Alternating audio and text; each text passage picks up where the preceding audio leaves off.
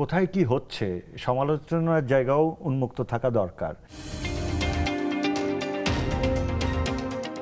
আমরা এখানে অভিনেতা অভিনেত্রী, শেক্সপিয়ার বলেছিলেন না যে এটা একটা রঙ্গমঞ্চ, যেখানে আমরাই অভিনেতা অভিনেত্রী, আমরাই দুঃখের গান গাই, এবং সবচেয়ে আনন্দের, সবচেয়ে মধুর সঙ্গীত আসলে বেদনার সঙ্গীত।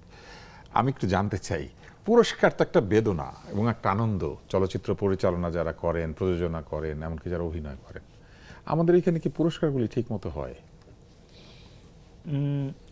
এটা অনেকেই বলতে চায় না, যদি পুরস্কার ওরা আরো খেপে, আরো পুরস্কার না দেয়। কিন্তু আমি ধরে নিচ্ছি যে উজ্জ্বল সব ঠিক মতো বলে। হ্যাঁ, আমি ঠিক মতো বলি এবং আমাকে বেশিরভাগ মানুষ অপছন্দ করে এসবের জন্য। তো পুরস্কার জিনিসটাই তো সারা দুনিয়ার পুরস্কারই একটা হাস্যকর বিষয়। নিচ্ছে যেমন পুরস্কার নেয়নি, হ্যাঁ, ফলে পুরস্কারের মতো হাস্যকর বিষয়ের পিছনে আমাদের ছুটতে হয়। কোনো না কোনো কারণে আমরা প্রতিষ্ঠার কাছে খানিকটা নতজানু। মানে আমি ধরেন একটা পুরস্কার আজকে পেলে আমাকে দেখার দৃষ্টিটা বদলাবে। যেমন আমি বনলতা সেনের এক ধরনের চর্চা দেখতে পাচ্ছি এবং আমার প্রতি মানুষের দৃষ্টিভঙ্গির পরিবর্তনও দেখতে পাচ্ছে। অথচ গত 22 বছর ধরে আমি একের পর এক এ ধরনের কাজই করে গেছি, হ্যাঁ। কিন্তু তার মানে কি আপনাকে গুরুত্বপূর্ণ করবে কোনো না কোনো প্রতিষ্ঠান। যতটা না আপনার কর্ম, তার চেয়ে বেশি আপনার প্রতিষ্ঠান। ফলে পুরস্কার শেখানো গুরুত্বপূর্ণ হয়ে ওঠে। যেহেতু গুরুত্বপূর্ণ হয়ে ওঠে এবং এখানে প্রতিষ্ঠা একটা বিষয়, সেহেতু এটার রাজনীতিটাও কঠিন হবে, এটাই স্বাভাবিক। তার মানে পুরস্কার পাবার যোগ্যতার চেয়ে পুরস্কার ছিনিয়ে আনবার যোগ্যতাটা এখানে বেশি জরুরি।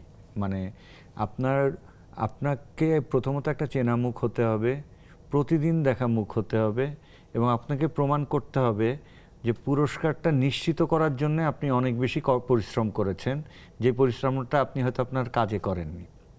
ফলে সেরকম একটা প্রক্রিয়া আমাদের দেশে হয়, সব দেশেই হয়। আমাদের দেশে মানে পুরস্কার আমরা খালি পাওয়ার নিজেদের জন্য একটা আলাদা পরিশ্রম। হ্যাঁ, ওইটা আলাদা পরিশ্রম, এটা গোটা বিশ্বে আছে। এই পৃথিবীর এত দামি দামি ফেস্টিভ্যালগুলো, এইগুলো কোনো কিছু এসব থেকে মুক্ত না। সেটা হয়তো আমাদের মতো এত নগ্ন না, কিন্তু সেটাও একটা, যেটা নিয়ে আমি সবখানেই বলি যে 78-এ এডওয়ার্ড সাইদের যে বইটা ওরিয়েন্টালিজম অ্যান্ড আর্ট, এইটা তো আসলে সারা বিশ্বের ফিল্ম ফেস্টিভ্যালকে আপনি এই দিয়েই মূল্যায়ন করতে পারেন। ফলে পুরস্কার এই বলে আমি ঝুঁকিও নিলাম পুরস্কার পাবো কি পাবো না, কিন্তু এটা বলাটা জরুরি যে পুরস্কার কিন্তু একটা ফাঁদ, এবং এই ফাঁদে পা দিয়েছেন মানেই হচ্ছে আপনি কোথাও না কোথাও আপনার শিল্পচর্চায় কোনো না কোনো একটা কম্প্রোমাইজ করে ফেললেন।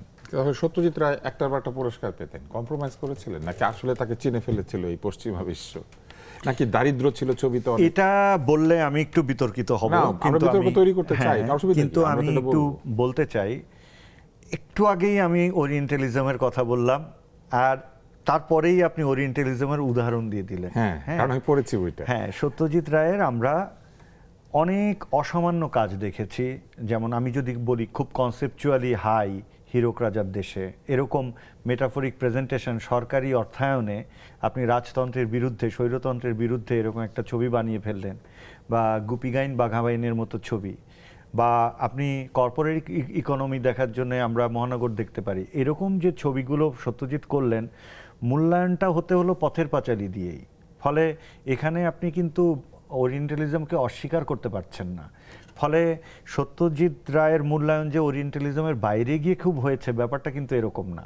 ফলে আমরা সত্যজিৎকে ধারণ করি, উদযাপন করি, কিন্তু আমার মনে হয় যে কোথায় কি হচ্ছে সমালোচনার জায়গাও উন্মুক্ত থাকা দরকার। আমি বলছি না সত্যজিৎ পুরস্কার পেয়ে, যত বড় মানুষ তত বেশি আলোচনা সমালোচনা তাকে নিয়েই তো হবে। হ্যাঁ, তাকে নিয়েই হবে, সেটাই। মানে রবীন্দ্রনাথকেও তো পানি পাড়ি দিয়ে অনেকগুলো কার্পেট নিয়ে ব্রিটিশ রানীর সঙ্গে দেখা করতে হয়েছে। এই বাস্তবতার বাইরে তো আমরা কেউ নই।